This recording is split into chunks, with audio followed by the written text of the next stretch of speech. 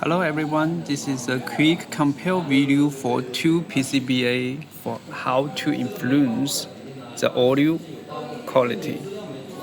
Okay, let's look at this one. IC and flash integrated as one. It is very simple for the component, only one part on the PCB. But if we go to see this one, here is a resistance. This is an individual flash. This is amplifier, and here is a Bluetooth IC. So this is very premium component. Okay, we can feel the sound quality. We can feel the background noise.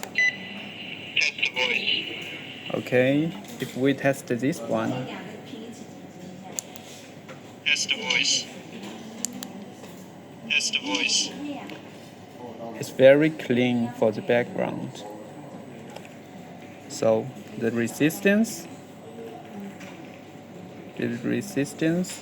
and the amplifier and the Bluetooth help to make the voice very clean when you do the record. And as we can see, speaker and microphone, they are same.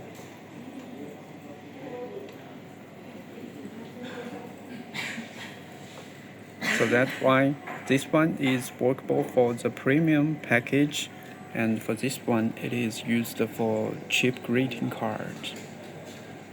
Thanks for watching.